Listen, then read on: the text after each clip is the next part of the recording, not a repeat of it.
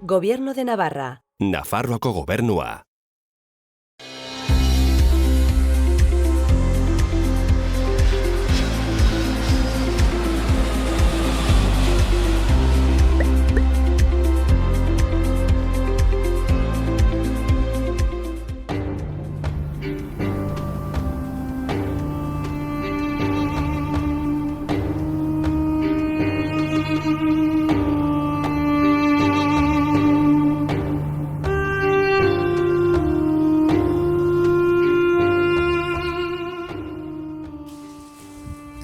Arratsaldeon guztioi, gaur elkarrizketa berezi bat daukagu. Andrearekin elkartuko gara hemen Sanduzelaien eta berak kontatuko digu Saharako herriak pairatzen duen errealitate ezezagun eta latza.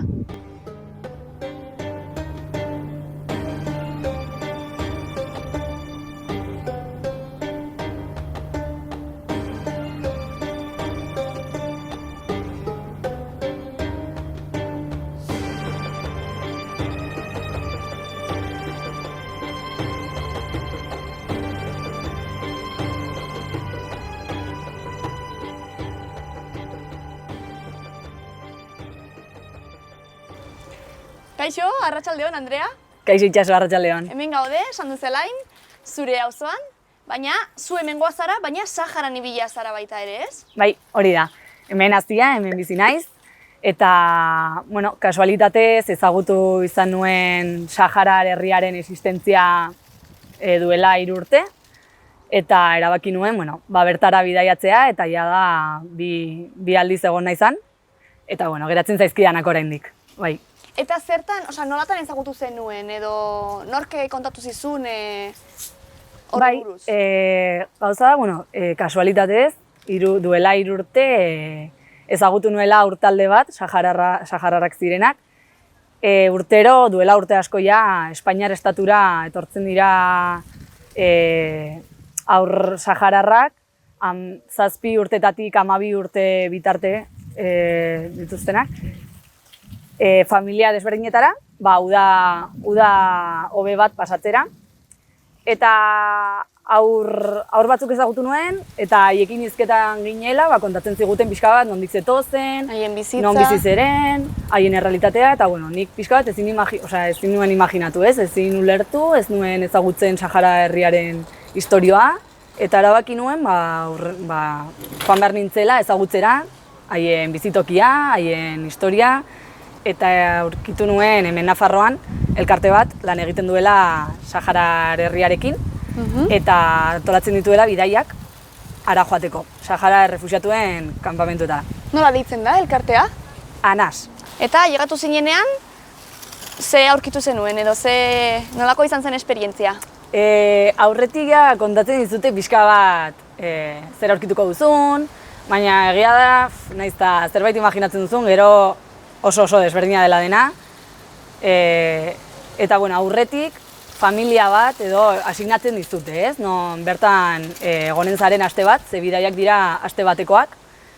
Eta bueno, niri asignatu zidaten familia bat, ni lagun batekin joan nintzen, eta iritsi ginenean lehenengo eguna egia esan oso gogorra izan zela. Oso gogorra, iritsi ginen, gaua zen, iritsi ginen etxe batera, bertan ez dago argirik, ez genuen ezer ikusten, sartu ginduten gela batean, hori zen etxea, etxe txikia, eta bueno, joan ginen lotara. Gela bakarra zeukan etxeak? Bai. Eta hor bizi zen familia guztia? Bai, nire familia zen ama, aita eta 4 seme-alaba. Aita behin bakarrik ikusi nuen, beti lanean zegoen, eta etortzen zenean egiten zuen lo jaiman. Eta guk egiten genuen lo adobezko etxe batean. Guztiekin batera, logela batean, alfombra bat, eta hor egiten genuen lo 6ak. Eta zer dela eta joaten zen aita beste lekura? Bueno, gu bisita ginen, eta gu hor geundenez, gizonak egiten zuten lo aparte, beste leku batean, eta bazuten haien jaima, hor lo egiteko. Diozu, aita egiten zuela lan kanpoan. Zertan egiten zuen lan edo? Zertan egiten duango jendea lan? Bueno, bertako gizon gehienak egiten dute lan Saharar ejertzitoan, eta bertan egiten duten lana da Marokok eraiki zuen harresi handi baten inguruan lan egiten dute, bertan dauden minak desaktibatzen, eta bueno, pixka bat vigilatzen ze mugimendu dauden hor, eta bar. Osa, diozu, Marokok eraiki zuela harresia handi bat Saharan. Zer dela eta edo noiz gertatu zen hau? Mendebaldeko Sahara herrialdea, Marokoren hego mendebaldean dagoela, kolonia Espainiarra zen. Eta 75. urtean Espainiak abandonatu zuen herrialdea, eta Marokok erabaki zuen hau okupatzea. Mendebaldeko Sahara oso aberatsa baita baliabide natural desberdinetan, orduan okupatzea erabaki zuen, eta Saharar herritarrak hasi ziren beren lurraldea berreskuratzen, eta Marokok hori ez zuen onartu, eta erabaki zuen harresi handi bat eraikitzea. Txinako harresia handiena baldin bada, hau izan litzateke munduko bigarren harresirik handiena. Eta hori, harresi honen inguruan, mina 10.000 edo mina daude.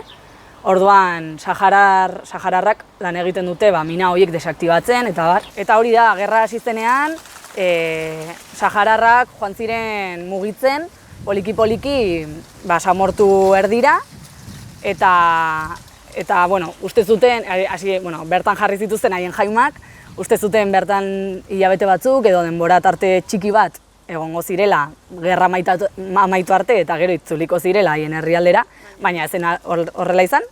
Gerrak urte asko iraun zituen, eta gainera Marokok erabaki zuen azkenean harresi hori eraikitzea, eta familia asko bereizi izan zituen, eta 200.000 bat edo Saharar geratu ziren errefuxiatuen kanpamentu hauetan, azkenean 54 urte eta gero antolamendu bat dutenak, eta bai.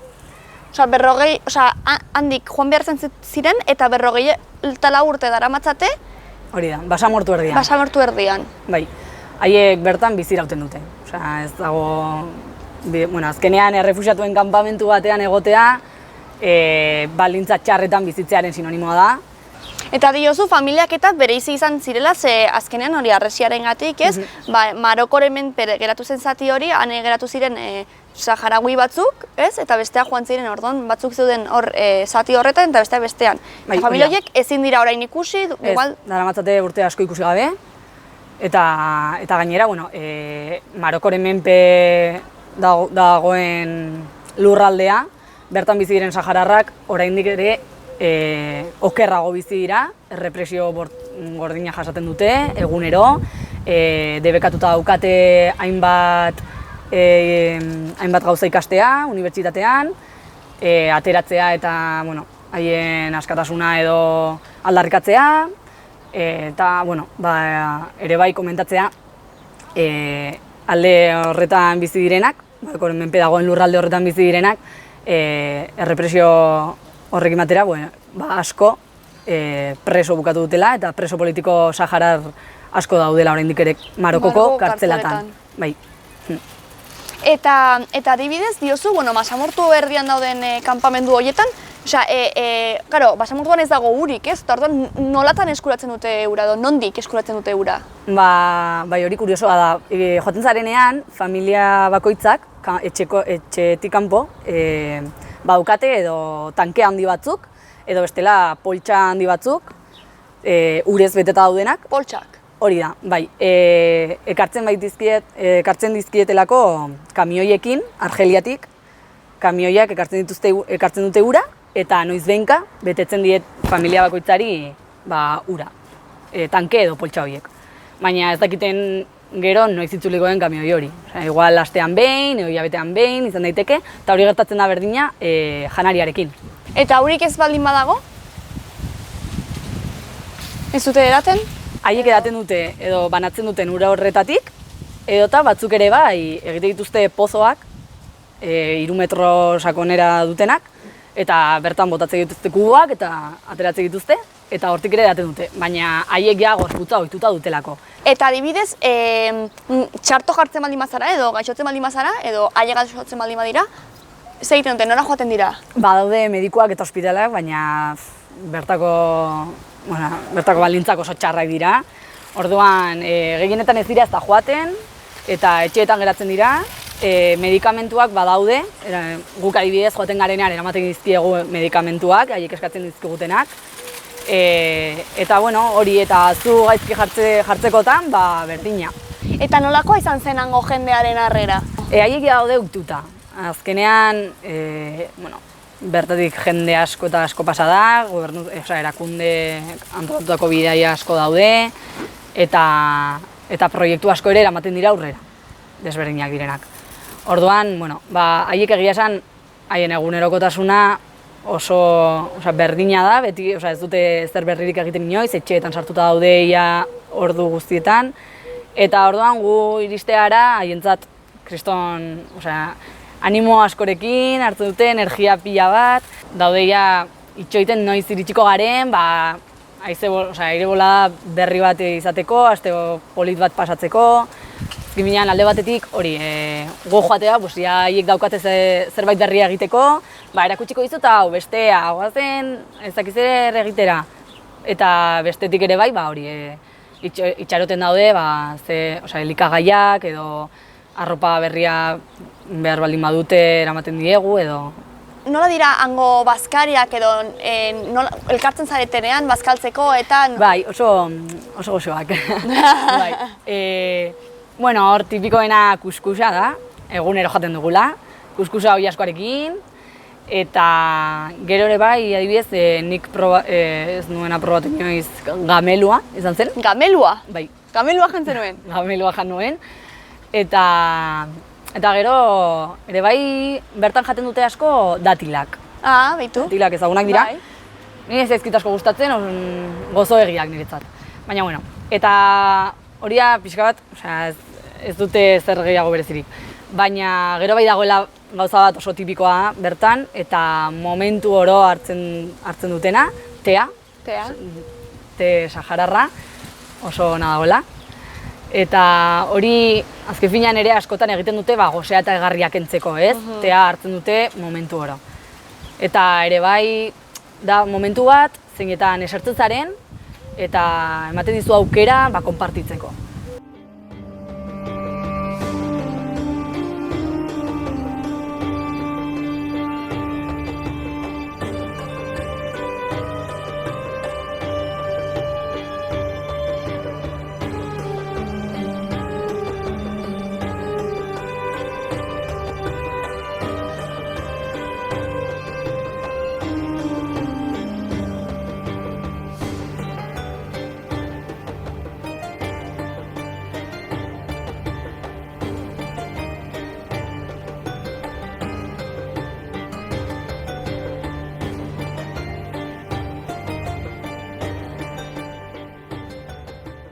Hemen bizi den hango jendea ezagutzen duzu, konpartitu duzu?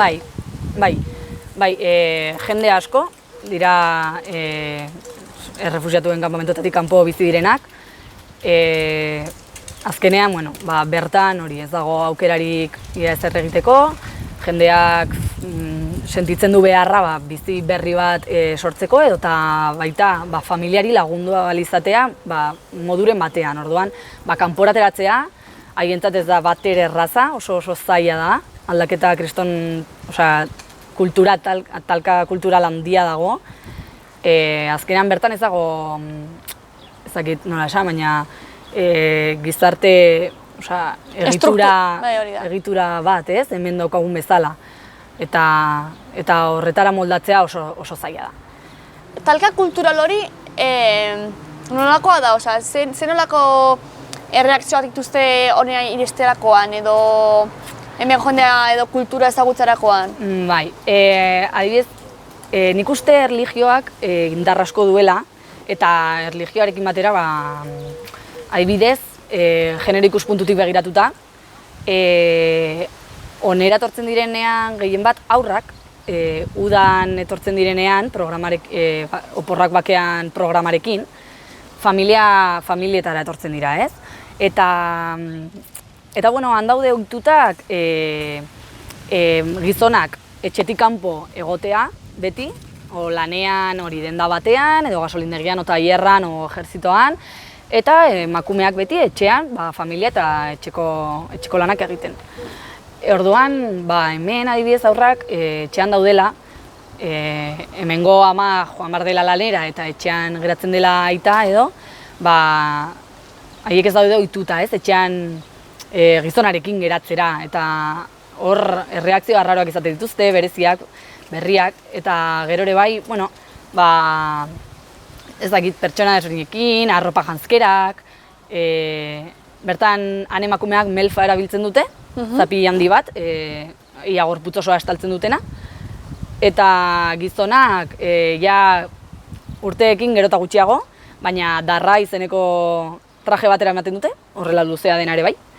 Orduan ere bai, onatortzea eta neskak igual hile motzarekin ikustea, ja harritzen die, edo eta hori arropak, gona motzak, gauza horiek ere ikuste dituzu, joaten direla kaletik eta komentatzen hasten direla haien artean, eta bai, gauza kuriosoak. Claro, azkenean zuk ikusitakoa, gero da, zure realitatea beti pensatu duzu dela errealitate bakarra, eta gero kanpora joaten zarenean ikusten duzu beste realitate bat dagoela edo. Bai, eta haiek azkenean nik uste desertuan bizi dira, ikusten dituzte gameluak, hauntzak, jaimak, area, harriak eta eguzkia, eta gutxi gehiago. Orduan, ere bai, da aldaketa oso handia. Adibidez, gu joan ginela eskola batera, bizitatzera, hori, eskola ikustera, aurrak klasean zeudela, eta batean sartu ginen klase batean, eta marrazketa klasea zen. Orduan, fijatu nintzen pixka bat, zer margotzen zuen bakoitzak. Eta ikustetzen nuen aur guztiak margotzen zutela berdina. Edo gamelua, edo saharar bandera, gitarra bat igual, txirrindula, eta gutxi gehiago, ezer gutxi. Orduan, ostras, horrek ere impactatzen du pixka bat, guk hemen marraztu ditzakegu zuhaitz desberdinak, landare desberdinak, animali desberdinak, errepideak, kotxe desberdinak, ezakit. Gauza asko, itxasoa, erreka, han ez dituzela inoiz ikusi, orduan nola margotu, ikusi ez duzun zerbait, ez? Eta adibidez eskolen kontuetan nork eraikitzen ditu eskolak? Hango jendeak? Edo kanpotik etorritako jendea? Bai, ospitalak eta eskolak gehienak dira erakunde desberdinak, kanpoko erakundeak eraiki dituzte. Eta adibidez, dituzten ikasketak, ze urteetara arte ikasten dute? Gero adibidez, unibertsitate kontuak eta... Txikiak, hori, hasten dira 4 urtetatik uste dut, edo 5 ez dakit. Eta badakit lehen hezkuntza osoa badutela, gero bigarren hezkuntza hasi dira, uste dut, ez dut kontatu, baina errefuxiatuen kanpamentua dago antolatuta 4-5 wilaiatan. Wilaia dira, ez da sinonimoa, baina guk ulertzeko probintzia edo herri handiak bezala. Zenbat jende dago kanpamendu horietan? 200.000. 200.000. Gutxi gora bera, bai. Probintzian entzun da, eske... Bai, eta daude 5 kanpamentuetan antolatutak. Orduan, badakit, kanpamentu batzuetan, ez dakit zenbatetan, bigarren hezkuntza badagoela, egiteko aukera badagoela, baina beste batzuetan ez. Orduan, haietako askok lehen hezkuntza egiten dute eta listo, beste askok egin izan dute bigarren hezkuntza, eta askok ara joatean, eta hitz egiten duzu jendearekin, jende pila batek egin du unibertsitate gradu bat baino gehiago, gainera. Aukera ematen diete Argeliara joateko eta bertan ikasteko. Doainik? Doainik? Ez, uste dut, ordaindu bat dutela. Eta orduan, askok badituzte ikasketa desberdinak. Bai. Baina, beste askok ere hitz egiten haiekin esatek izute, zertarako ikasi. Hemen jai eta hemen behar gara, eta... Zezkenan ikasketak bai, baina gero horretaz lan egiteko aukerarik ez? Hori da. Txera itzultzekotan, txera esan nahi dute errefuxiatuen kanpamentuta itzultzekotan, lan egiteko aukerarik ez. Askok ere bai, itxaropena, oraindik badute, Sahara libre batean bizitzeko, orduan, askok ere esaten dizute, ez? Egin dezagun, ikasi dezagun hau bestea, gero gure herrian libre izatekotan eta edo. itzultzeko aukera dugunean, pertsona adituak izateko arlo desberdinetan. Eta badago jendea, bai. Baina beste batzuk kontrakoa pentsatzen dute eta itxaropena galduta, uste dute ez dela ezertarako balio ikasten jartzea. Orduan, haiek bai gehienetan, haien denbora gehiena pasatzen dutela etxean, lagunekin, familiarekin. Eta kultura arloan eta musika, dantza, antzerkia eta horietakoak antolatzen dituzte edo... Begira, antzerkia ez dakit. Ez dakit antzerkiaren inguruan zerbait egiten den.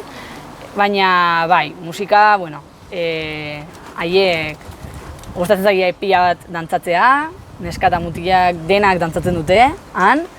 Eta bai, antolatzen dituzte haien festak ere bai, etxeetan edo bestela ezkontzak, han ez dira hemen bezalakoak.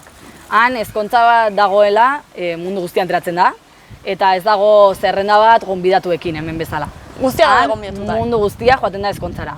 Badakigu ezkontza bat dagoela, ez dakit non. Mundu guztia joan daiteke, eta hori da haientzako adibidez oso momentu polita, elkartzeko, dantzatzeko, ongi pasatzeko. Bai, oso garrantzitsua ezkontzaren momentua haientzat. Bai. Eta erlijioaren kontua diozu, han ze erlijio mota da gehiengoa jarraitzen duena edo... Denak musulmanarrak dira, denak, bai. Ez dut ezagutzen inor bertan ez duela erlijioa jarraitzen edo, eta bai hori da.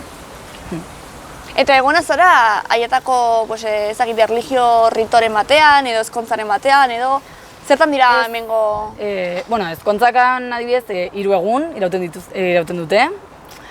Eta oso desberdinak dira. Adibidez, emakumea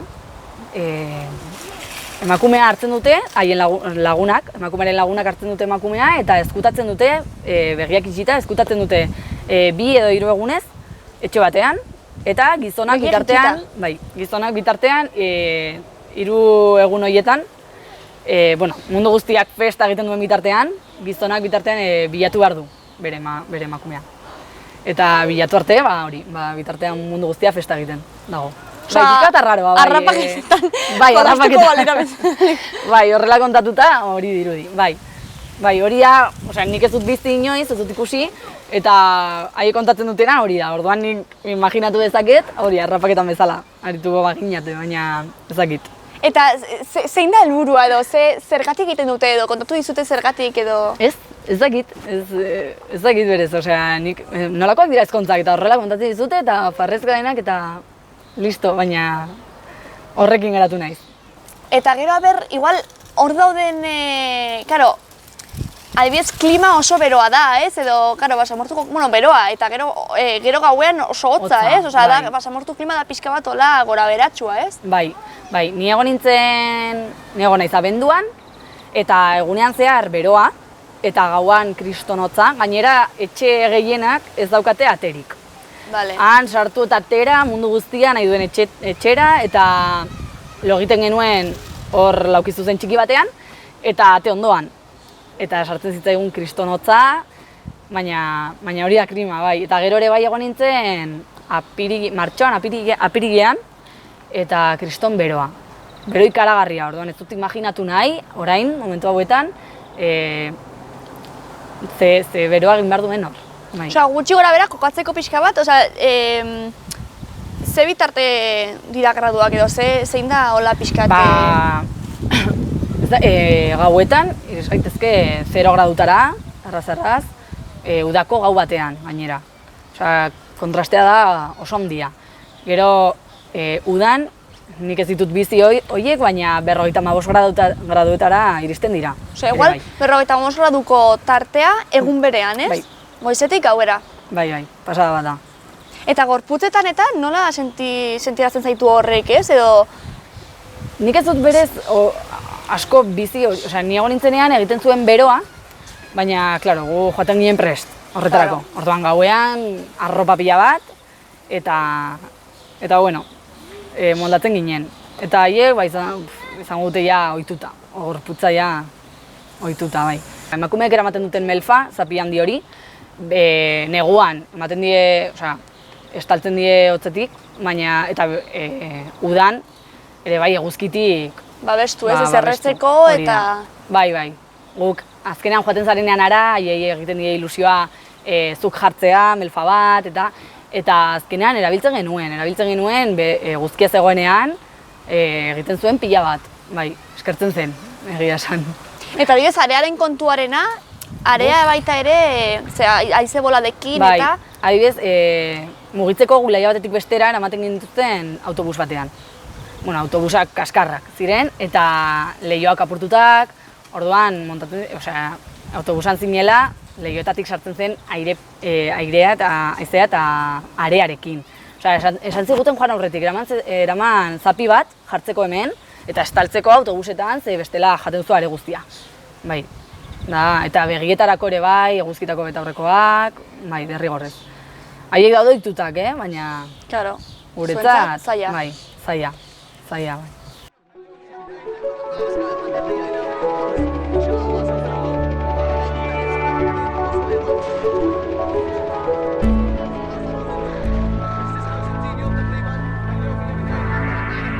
Oroitzapenetan amaren lurrak,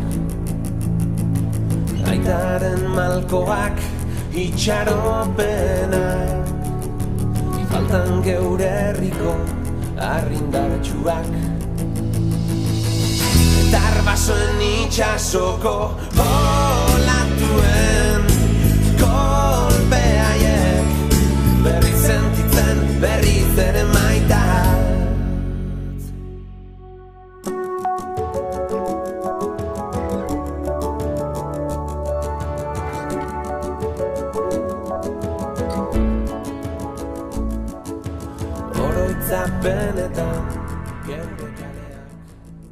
Bale, Andrea, eta gero saharauien izaerari buruz zer kontatu dezakezu? Nolakoak dira? Oso pertsona ederrak dira, nik behintzat ezagututakoak. Oso irekiak, beti laguntzeko prest. Gutxi daukate, baina daukaten gutxi hori beti emateko prest daude. Eta haien artean ere bai harremanak, esango nuke oso onak direla. Etxeetan, ez dakit esan dudan, baina aterik ez dago edo beti irekitak daude. Eta ikusten duzu jendea etxetik ateratzen, beste batean sartzen. Eta haien artean oso harreman onak daukate. Beti eta laguntzeko kanpokoekin prest, ez? berdina. Bai, oso maitagarriak dira ere bai. Bai gizonak eta bai neskak, emakumeak.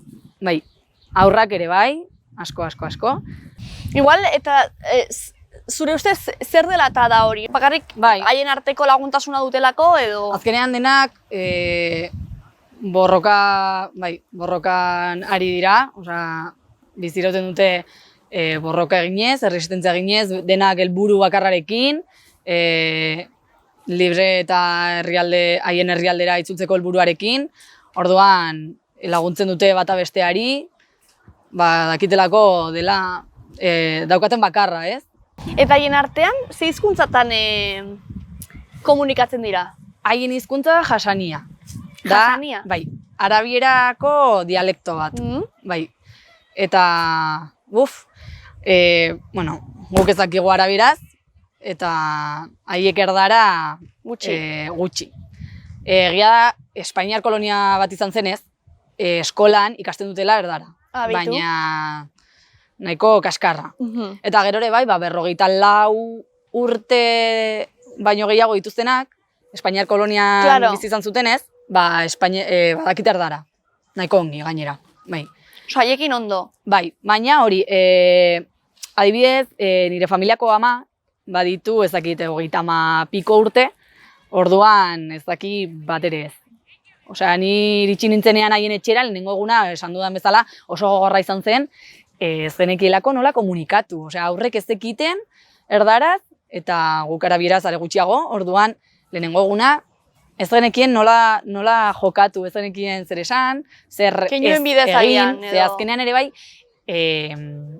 orain ez da bururatzen, baina joan aurretik komentatzen dizute, ez? Hau eta bestea daude, mugimendu hau, edo horrela esertzea, edo ezakizer begiratzea, edo galdetzea.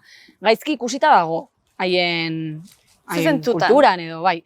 Orduan, lehenengo guna izan zen pixkat, zer esan, zer ez esan, zer egin, nola eseri, nola mugitu, eta gainera ezin komunikatu, izan zen nahiko, bigarren egunetik aurrera ja etxean bezala, dena oso desberdina, baina etxean izango bagina bezala, bai. Osea, eta ze zentutan esan duzu zenbait mugimendu edo begirada edo gaizki ikusiak daudela? Haiek kontatzen digute horrela, ez? Ja, konfiantza dugunean haiekin, ja, komentatzen ziguten, adibidez. Orain ez dugu egiten, ja, ekigulako. Baina, adibidez, hori, tea hartzen gaudela, edo tea egon edo ez egon, baina beti sartzen gara borobilean, ez? Denak borobilean, eta nik nahi dudala zerbait hartu beste aldean dagoela, eta hemen dagoela borobila, ni altxatu eta erditik pasa edo oso gaizki dago, osea, ze da harmonia apurtuko bazenu bezala. Bai, orduan beti naizta beste puntaraino joan behar izatea, buelta oso atzetik eman beharra dago, beti. Naizta leku txikitxo bat egon, beti. Eta ja, komentatu zigutenean, ne hasieran egiten nuen nahi gabe, ez? Pasabar nintzen, pasatzen nintzen. Baina ja gero konturatzen zinen mundu guztia atzetik joaten zela, eta zu ja altxatzen zinen, eta buelta baten zenuen. Bai, eta hemen gaudenean haiekin ere bai, egiten dugu horrela, ez? Bai, edo esertzea ere bai, hankak horrela luzatuta, horrela jarrita, ez dago ongi ikusita, beti apatx moduan. Bai. Da, pixkat, distantzia edo, bai, ezagit, bai. Bai, gauza txikiak, baina haientzat direla pixka. Bai, kulturalki oso barrenatutak dituztenak, ez? Bai, baina bietako asko eta asko. Bai, kuriosoa. Bai, eta gero interesgarria da, zuek horiek hemen mantentzen saiatzen zaretela, ez? Ze azkenean... Bai, haiekin gaudenean, bai. Ze hori da elkarbizitzea, ez? Azkenean, kanpoko jendea honera etortzen denean, beti ohituta gaude, ikasi dezaten edo, ez? Gurera ohitu behar dira, ez? Eta gero, adibidez, hori zen, 2018an joan zinean, aipatu duzu, nire familiak bestea. Osea, joaten zara familia berera edo... Bai, bitan joan naiz familia berera. Azkenean ere bai, behin joan nintzela, hurrengo udan, familia horretako alabarik handiena, etorri zen uda pasatzera nire aizparen etxera. Beitu. Orduan, familiarekin askoz harreman handia eta sakonagoa egin genuen, aurrarekin ere bai, orduan, argi dago, bueltatu nintzenean, bueltatu nintzen aizparekin, eta joan ginen bere etxera. Kriston gogoa genituen ikusteko, familia ikusteko, behar zituzten gauzak eramateko, eta... Sortzen duzue, igual, familia berera joaten zaren ez, sortzen duzue igual, hor beste familia edo lotura mota bat, ez? Bai. Oso harreman estua. Bidaiak hori dira, aste batekoak, baina oso harreman estua da sortzen dena, konfiantza pila bat, sortzen da. Eta zer dela eta, igual? Ez dakit, haiek sentiarazten, ni sentiarazten naiz, ni etxean egongo banintz bezala, haiekin, eta orduan, nik maten dien nire konfiantza guztia eta haiek niri berdin. Eta zure adineko jendea ezagutu duzu hor? Bai. Berezia da, ze joan ginenean lehenengo bidaian, gero itzulik ginen eta esan genuen, ezagutu ditugu gure adineko mutil asko, baina neskak ez. Eta gero esan genuen ez da horrela. Ez da horrela izan, bizi izan gara gure adineko jendearekin. Bizi izan gara nire familian ez dagoen nire adineko jendea, baina azkenean lehengusinak, lagunak, beti agoten ginen pertsona asko eta asko etxean.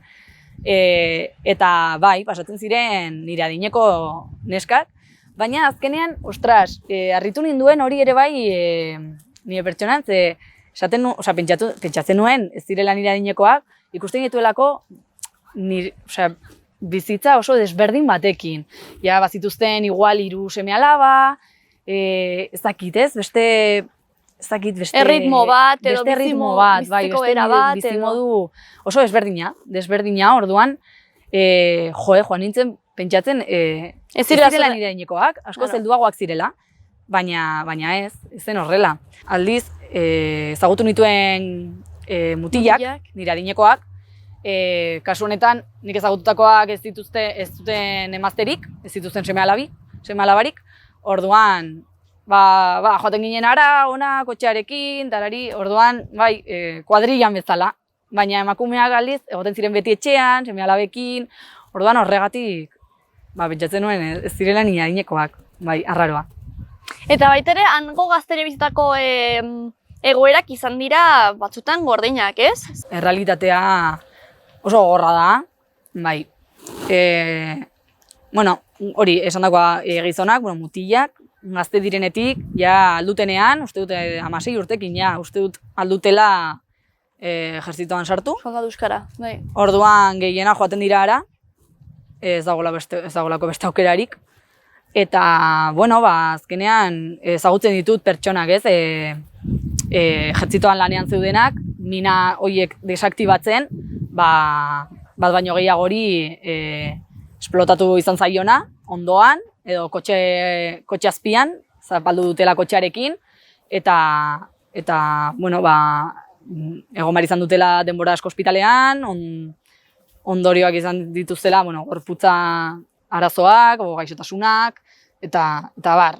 Eta, ostras, nire bizitzarekin, nire 23 urteekin alderatuta, esaten dut, ostras, zu 23 urterekin, ze gauza bizi izan dituzun, ze realitatea indesberdinak. Imaginatzen dut, zuentzat izango dela oso garrantzitsua eta oso igual ederra ez, hango txikiei pixka bat beste realitate bat erakustea eta honea ekartzea eta pixka bat... Azkenean, aur horiek haien bizitokitik ateratzea, ateratzearen helburuak desberdinak dira, ez? Azkenean, elikadura orekatu bat ematea, medikura joatea, leku desberdinak ezagutzea, haien errealitatea hemen ere ikusaraztea, ez? Azkenean, jendeak galdetzen du, eta zu ondo izatoz? Eta dago aitzakia, kontatzeko, zein den egoera, eta informatzeko, ez, jendeari bai. Haiek dira, representanteak edo. Bai. Orduan, hori gero ere bai, hizkuntza berri bat ikasteko, izan diteke erdara, euskara, etxeetan hitz egiten dena, eta azkenean disfrutatu ahal izateko eta bero horretatik ateratzeko, ez? 55 gradu horietatik. Ze udan etortzen dira, ez da? Hori da, udan. Orduan, 2 hilabete egoten dira. Uztaila eta abuztua. Eta azkenean ere bai, gauza harrigarri bat izan daiteke adibidez, hona ekartzen dituzunean lehenengo aldia eta eramate dituzula itxasor, hondartzara. Hondartzara. Ostras, aur batek adibidez esan zuen, ez? Ala, ze handia den, ni pentsatzen nuen horrelakoa zela, ze liburuan, eskolan ikusi zuten argazki bat, zeinetan hondartza zen horrela, laukitxo txiki bat. Eta, klaro, hori zen amaitzen, ikusi zuenean, eta, ostras, sartzea hor uretan, disfrutatzen dute, Ematen die beldurra edo... Bai, beldurrarekin, batzuk ez, batzuk, barrura pentsatu gabe, eta ez dakite zer dagoen barruan, zer aurkituko duten, ez dakite zer, baina igual zaie, jazta. Eta beste batzuk beldurrarekin eta handia gainera, bai, egiten ikasi behar dute ja 12 urte dituztenean, bai, gauza asko, gero harritzen dituzte gauza asko. Hain sinpleak izan daitezkeen gauzak, guretzako eskailera batzuk, adibidez, hemen, han, edozin lekutan ditugula, haientzat eskailera batzuk ikustea, lehenengo aldiz, ez dakite funtzioa, ez dakite zertarako, nola, erortzen dira, edo eta ohe batean lo egitea. Haiek lurrean gaudenean egiten dugu lurrean, alfombra gainean, eta haiek ere bai. Orduan, haiek etortzen direnean, eta ohe gainean etzan egiten direnean, lehenengo egunetan, ia denak erortzen dira. Bai. Bai, kriston sustoa. Eta hori edo gero galdetzen diezunean adibidez, zer eramango zenuke zure etxera orain? Oea. Bueltatzerakoan. Eta ez, oea ez. Urtxorrota. Urtxorrota, bai, claro. Uste dute ardezaketela eta venga, jarri etxean eta ura. Eta gero ere bai, dutxan, ikuste dutela ura badoala, haiek estaltzen dute joateko, nola galtzen dugun ura, horrela. Bai, dira gauza txikiak, baina, ostras. Haientzat oso impactanteak ez edo? Bai. Harritzen diete. Orduan, gero ere bai, familia askok eskertzen dute, ze familia askok ere bai, ostras, ustea haien seme-alabak, ez? Familia ez ezagun batekin, ez dakitela. Asko ez dira hortik atera, orduan ez dakite nora bidaltzen dituzte haien seme-alabak. Orduan, beldur handiarekin bidaltzen dituzte. Orduan, gero, bueltatzerakoan, gehienak oso pozik jartzen dira familiak ikuste dutelako, pues, asko Gustora egon itzuli direla gogoekin, familia berriz ikusteko gogoekin, imaginazio pila batekin, asko, ezakit, bai, alaiagoak, energiarekin, txip berri batekin, bai. Eta aurten ezin izan dira etorri, baina hurrengo urteetan... Bai, printzipioz bai, da, uste dut hemen Nafarroan duela ja 20 urte hasi zela programarekin, eta bueno, aurten ezin izan da, eta seguraski oso gaizki pasatzen ari direlan, baina, bueno, espero dugu hurrengo urtean etorri ahal izatea, bestela gu joanen gara. Eta ikusten gaituen norbaitek igual interesa handia badin badauka, pues sajaren egoeran edo aurrak honea ekartzeko interesa baldin badu. Bai, animatzea. Nik animatzen ditut.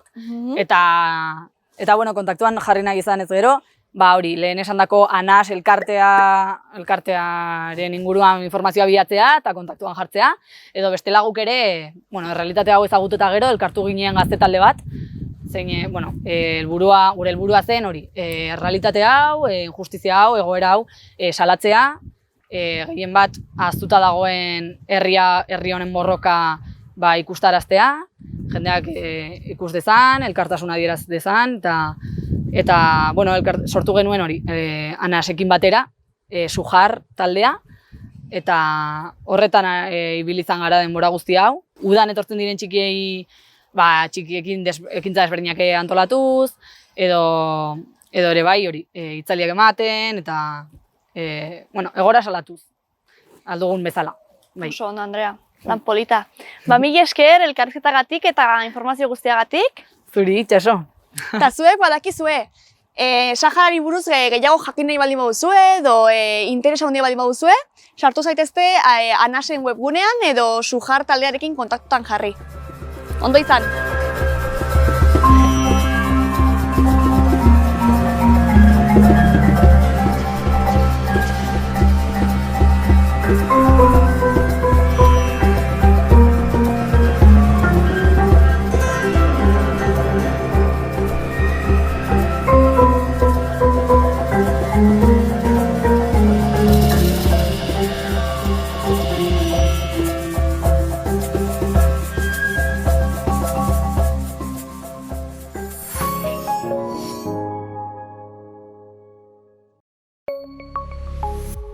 Gobierno de Navarra. Nafarroako gobernua.